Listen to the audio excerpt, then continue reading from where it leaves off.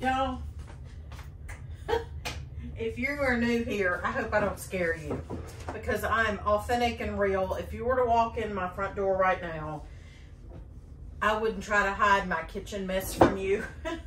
It's not as much a mess as it is all different projects going on. I've always got something going on here in the kitchen, and I'm about to whip up a couple of things right now.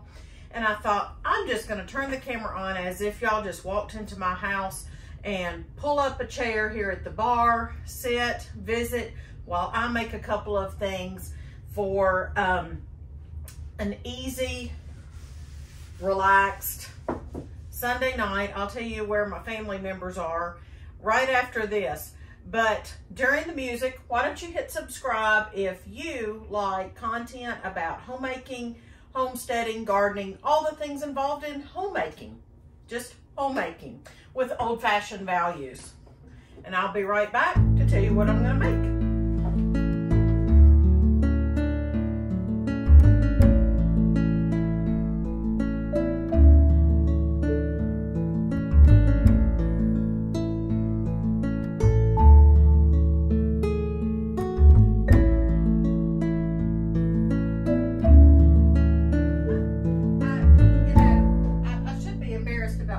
But instead of being embarrassed, I'm going to take you around and show you what is going on right now in my kitchen. Then we're going to come back to this vintage or antique mixing bowl, and we're going to mix up a little dab of something that's going to be tasty, but you also can use this in a religious ceremony or a service. Okay, well, I have, oh my stars, as you can see, y'all. Please tell me that your countertops sometimes look this cluttered. So we've got things that have been washed and need to be put up. We have got herbs that and things from the garden that I have picked. I've got, these are the herbs. I've already done a video about how I dry those. Got my cookbooks over there about my jellies, not jellies, pickles and things like that I've been doing. Well, I've got okra that I've harvested. I have got the start of pepper sauce, homemade pepper sauce. I love my homemade pepper sauce, or hot sauce, if you will. Peppers I need to do something with. Potatoes, we'll talk about that in another video. Basically, this is just the results of canning lately. I've washed my jars, my jalapenos, my pintos. Of course, there's always dirty dishes. Over here, I have got raw milk that is sitting out to clabber, and I'm going to make cottage cheese with that. Over here I've got some leftover brine from making the pickled jalapenos. I need to figure out what I'm going to do with that, or just put it away. More canned goods, a pot of pinto beans, some bacon grease I need to put up because we made jalapeno poppers and I don't want to waste the bacon grease. These need to go to the dehydrator. These are just peppers, and if I wait long enough, they'll dehydrate without even going to the dehydrator.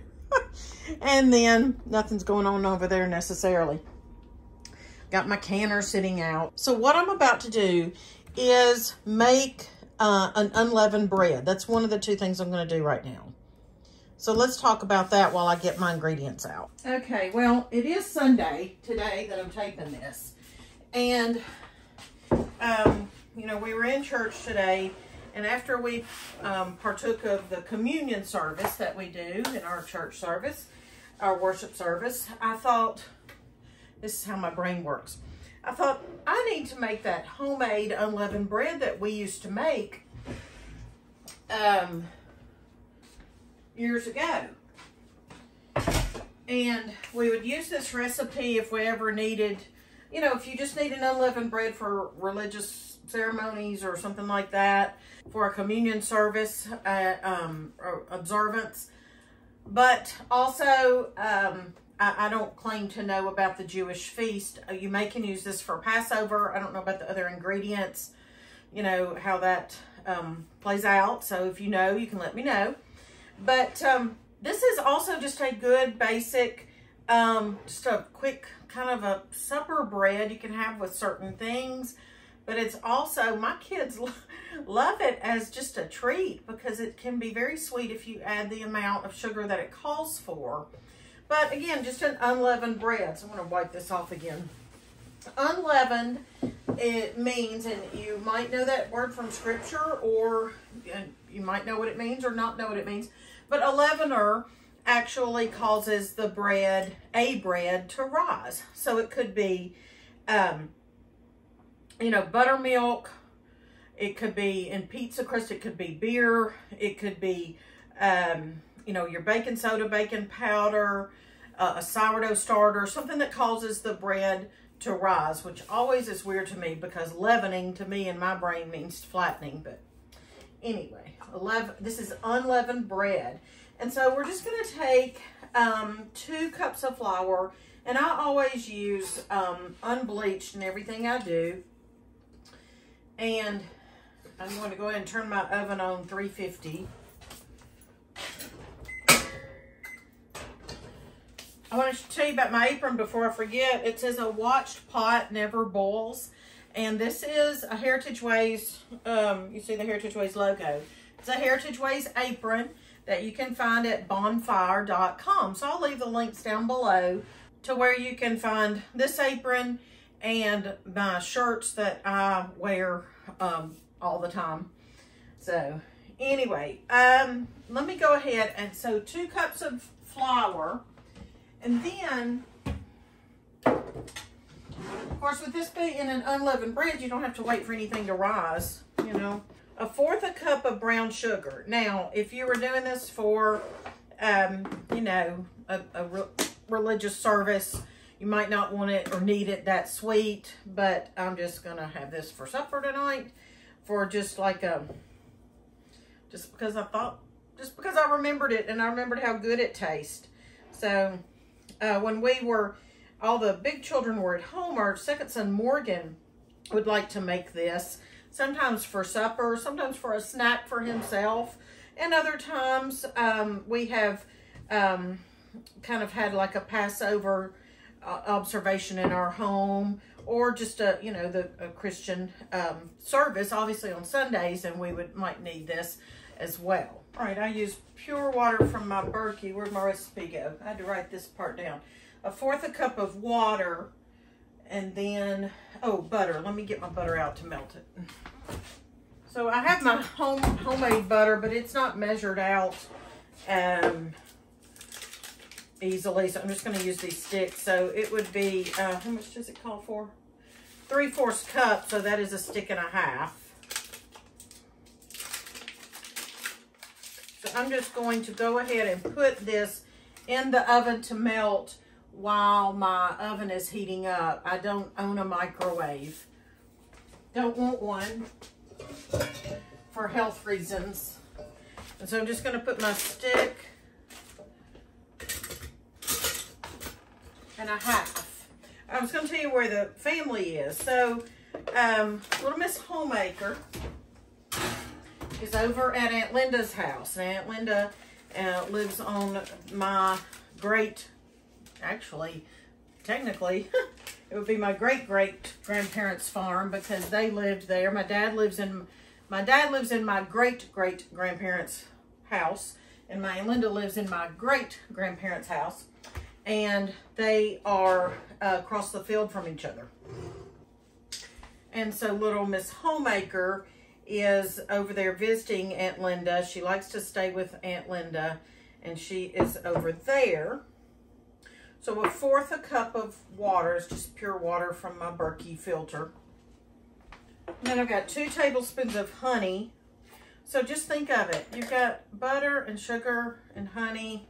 Now, I know you don't want your religious, you know, ceremonies to be, the goal is not for them to be enjoyable necessarily. So that's why I'm saying if you needed to leave out the brown sugar, you could.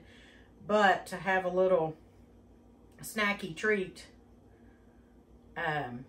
you know, you can add the brown sugar. Or you can use sucanat, you know, you could use that if you wanted. So there is, and this is almost the last of the honey that my friend Sarah in Georgia sent, actually 2 Christmases ago, and I was being very stingy and have not let the family eat it. But I decided it's time to finish it up because it's going to crystallize if I don't. And don't look, but I'm gonna lick this spoon. Okay. Now, I'm just going to go ahead and I'm going to pick up my flour and put up my ingredients while my butter's melting. Then I'll come back and I'll show you how I finish this up.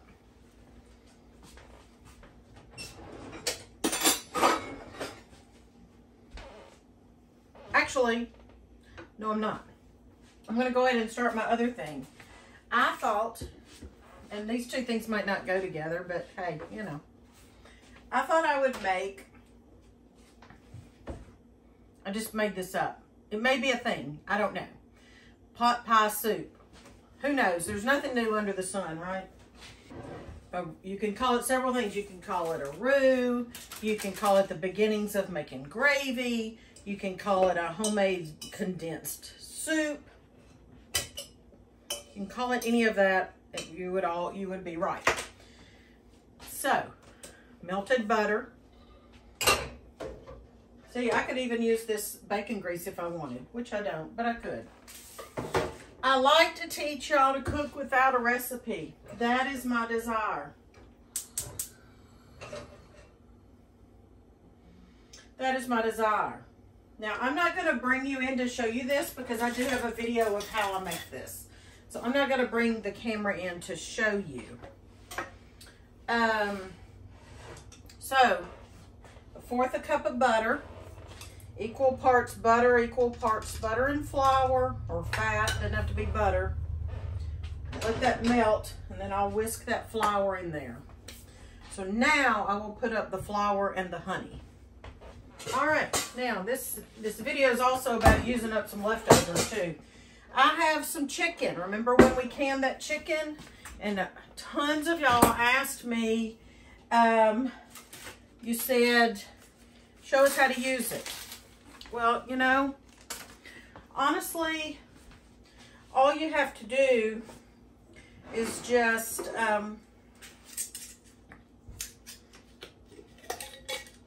this was in the fridge. All you have to do is just put it, this is what I do. Just gonna heat it up in here. So this is chicken legs, bone-in chicken legs. And I'm just going to dump it in here basically to just liquefy the gelatin, the broth, which is wonderful. I'll pull the bones out, save the meat, and I'll put this meat in this soup I'm making up as I go, and I'll probably use the broth in the soup as well. All right. My butter's melted here, so I'm going to put my 1/4 cup of flour, and I'm going to whisk this.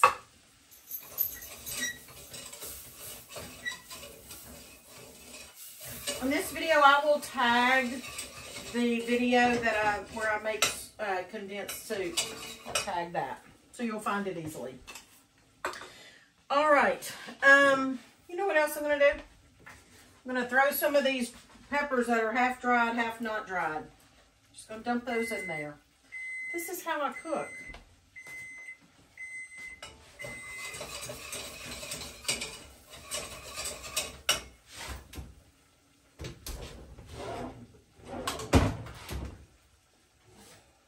That's not melted just yet. And that's for our bread. Okay, what I'm going to do is I'm going to just turn this off and set it aside for right now. Because I'm wanting to get my chicken, you know, usable. Get this out of here. This again is where I canned the chicken. Okay, I may have to just... Now, this canned chicken recipe is not something you can like pull the chicken pieces out and salvage them and like eat a chicken leg. That's not what this is. This is just an easy way. See, in fact, the legs are, the bones are broken. I need something more than this flimsy need something else. Okay, and it just comes out in pieces and parts.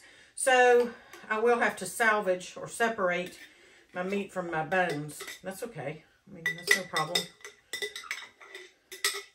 It's a matter of just heating it up until it's able to be used.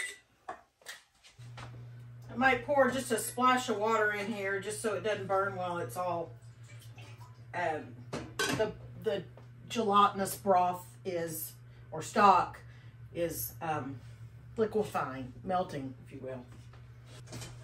Okay, the milk is sitting out for me to make that, the milk is sitting out for me to make that gravy thing that I'm making up as I go. Do y'all make recipes? I bet you guys, I bet you do. I know y'all, I've talked to y'all, so I know y'all, you're awesome. Parchment paper is a great tool if you can afford it, if you can find it.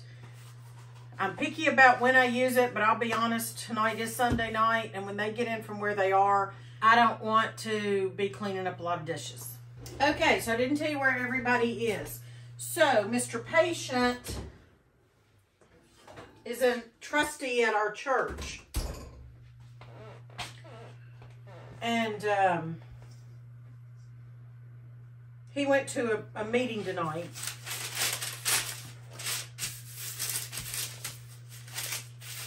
And then they had youth group tonight too during the same meeting. And that's where Little Music Man is. I don't know what they're doing there. They usually say, but they didn't say. I don't know. So I'm adding the 3/4 cup, which is a stick and a half of butter, to this other. So it's 2 cups of flour. And I'm not making any promises, but I will really try my hardest to get this on my website. And if it's on the website, I will always have a link in the description box. Okay? So 2 cups of flour, 1/4 a cup of brown sugar, 1/4 a cup of pure water, 2 tablespoons of honey, and the 3/4 cup of butter. Butter makes it better, right? You can experiment with this. If you want to use less butter, you can. Now, you're supposed to knead it a little bit, and that's what I'm doing right here with my spoon. But you can knead it on the counter if you want. Remember, when you're kneading, the more flour you add, you know, the tougher your bread's going to be, whatever you're making. Because you're kneading that extra flour into it. So what you might do, if you're kneading, this is a side comment, but you might not put all the flour that you think you need, and then knead the last of it in while you're in the kneading process. But this is one way to do it. I could also do it with my hands. Also, this is a great way to knead pizza dough. Okay, what I'm going to do simply is always put a towel down so my hand doesn't slide around. So there is the dough, unleavened bread dough. And then you just kind of, you can do it with your hands or spoon or whatever. Just kind of, this is a lot of butter, I'm warning you. Maybe I'm teasing you, not warning you. How about that?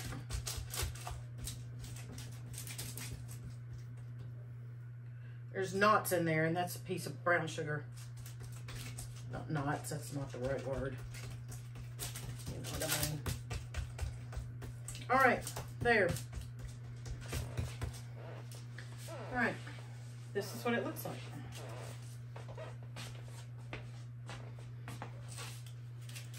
See? Unleavened bread. You don't have to call it unleavened if you don't want to. I'm going to put it in for 17 minutes in 350 oven.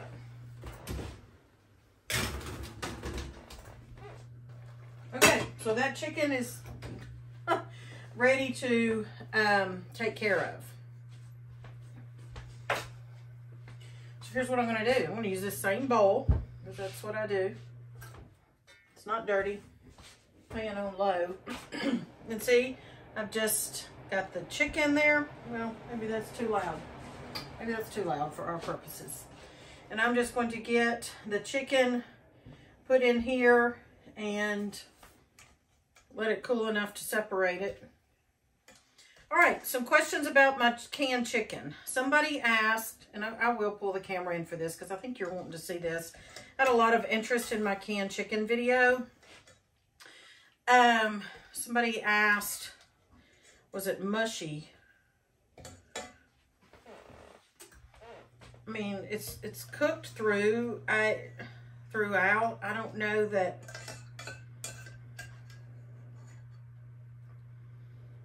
Now, I'm going to go in and see, I'm honest. I'm honest with y'all. The bones are broken in there because we cooked it. How long did we cook it? An hour and a half? Is that what we did when we canned this on the internet, on the video? And the bones are mushy, which is fine. That's bone meal I can put in the garden or give to the animals. But I'm just warning you, this is not, the canned chicken is not, like I said, you can't open a can and pull out a chicken leg and, you know, eat it. So it's still worth it to me to have this canned chicken because all of a sudden I've got this meat. It was so easy to can, and I've got this meat now that I can use. So here's my broth. So here's what I'm going to do. Let that cool. I'm going back over here to my butter, flour, and my peppers I threw in there. Turn this back on. All right, now I'm going to add a half a teaspoon of salt. Except for the fact I don't measure. There, that's about half a teaspoon. I'm going to do fresh black pepper. And so this is going to be like a, you know, like a equivalent to a can of condensed soup. Much better than.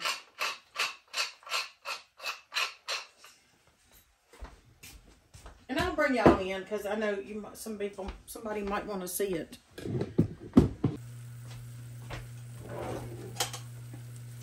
I'll get my dirty cast iron from this morning out of y'all's way. That's not very nice to have to look at. But just remember, you're pretending like you just walked into my house and I'm treating you like a family, because you are.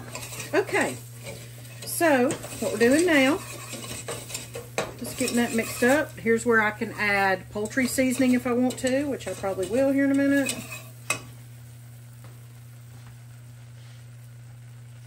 And here is where I'm going to add a cup of milk, and then I'm going to add the remaining, that broth that I just had from my chicken.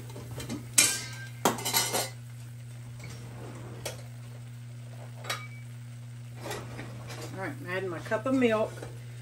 Y'all seen me do this already in that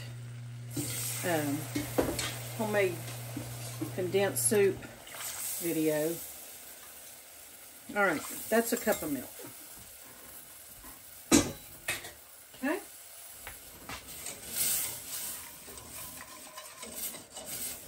All right, that will start to thicken. In the meantime, I'm going to strain that broth just to make sure I have 0 bone pieces in. Oops. Okay. Now I have, look here, I have got, it's pretty much 1 cup of broth. Putting that in there.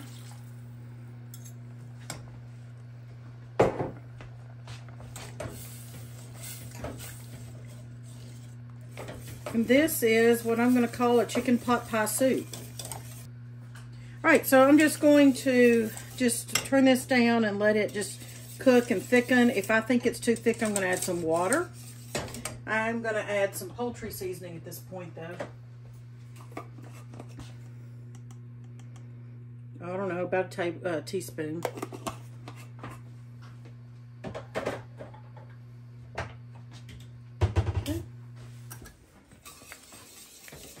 And I'm probably going to go get a can of my home canned potatoes. Or I could get a can of mixed vegetables. I don't have a home canned of that, but I have a store-bought. I could get that and put that in here. So what I'm doing now, I'm not going to be embarrassed to say that I use these plastic gloves. I'm not thrilled that the plastic is touching my food. I don't use them all the time, and they don't come from China. So those are my caveats about that. But it's easier for me. I think I got the wrong size last time I went to the store. It's easier for me, especially if it's hot like this. Believe it or not, yeah, I got the wrong size. Believe it or not, it's easier when it's hot and I don't want to have to wait. And yes, the chicken's hot. So what I'm going to do is I'm picking out this meat. Is it mushy? I wouldn't call it mushy. If you are thinking mushy is not edible, then no, it is very edible. I did have a friend who used some of the canned chicken based on my method that I demonstrated, and she said it worked out great for them. So I could see where somebody might call it mushy. I just want to be honest with you, but that doesn't mean it's not usable. I mean, it's super. It doesn't require any more cooking. I'll put it to you that way. All right, so I'm just going to take all of the meat. There's not tons and tons of meat on a chicken leg anyway. But I'm going to take all the meat off and I'm going to put it over here in my pot of what I'm making tonight.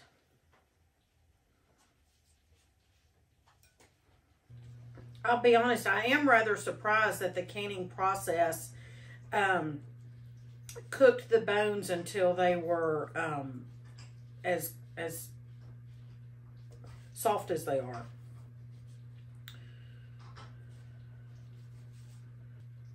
If you don't want to have to sort this out, don't use my canning method with the bone-in chicken legs like I did. It's that simple. And if you don't mind doing what I'm doing, then hey, it's a great way to can the chicken. And I'll be honest, this whole thing, making the bread, throwing together that homemade cream of condensed soup / roux / gravy mixture, and doing this right here, I mean, it's taken less than 30 minutes, pretty much. So, you know, cheaper and faster than going out to Cracker Barrel for some comfort food. So yeah, on these bones, you know, you can just mash them up and, you know, put them in your garden as bone meal. How many of you buy bone meal? I mean, I used to. Or some people feed them to their pets. I need to do some more research on that. Basically, if you're going to can chicken, you're going to have to decide, are you going to do the work on the front end or the back end? You know? Are you going to do you're just going to can it just fast and easy and then deal with it like I'm dealing with it right now when you're ready to eat it? Or are you going to cut it up before you can it and can it in chunks with liquid going that way? To me, it's a matter of when you have more time. Personally, I don't have tons of extra time during summer, which is basic canning or primary canning season. Then I probably got a good cup of meat. I'm going to dump it in here. This is also like a cream chicken. So if you want to look at it that way. I was calling it a soup because I was going to have it a little thinner, but it's like a cream chicken. It's like a chicken and dumplings without the dumplings. Last thing I want to do is show you what the unleavened bread looks like. I smell it, the bread. Okay, there you go.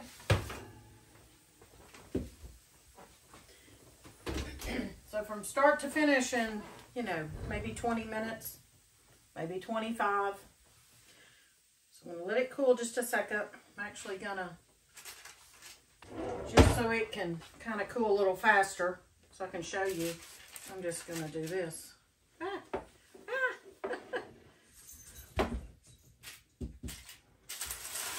There we go. Okay, well, I went down to the larder down in the basement, and instead of getting my quart of potatoes, I didn't want a whole quart of home canned potatoes. So I got, because I have store-bought and home canned down in my root cellar and larder areas. And so I got this can of sliced white potatoes and peas because I thought that sounded really comforting. So I'll be draining these and putting them in what I'm calling my pot pie soup. I also remembered I had some cornmeal soaking in the fridge, so I may make cornbread for our soup. And this may be like a dessert because it really is good and sweet. So it is cooled, kind of sort of to the touch. So I'm just going to take a pizza cutter. You can break it off if you want. I mean, it kind of is like a cookie almost.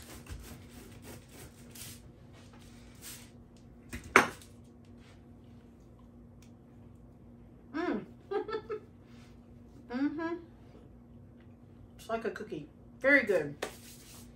So, excuse me. Your unleavened bread for your meal or your, you know, whatever you need or want to use it for. Or just if you just want something sweet and quick, you know, this is it. So I hope you're counting your blessings, y'all. I'm Miss Katie. This is Heritage Ways. And my desire, one of my desires and my passions is to build community, to reflect the light of the Lord. Because I believe that without Him, I know that without Him and His grace and His mercy, I would not be standing here before you today. I'm so thankful. I count my blessings. I count you among my blessings, y'all. So come back and see me next time. And in the meantime, count your blessings and let me know in the comments what you would like for me to cook for you this fall and winter. I'd be curious to see what you have to say. Bye-bye.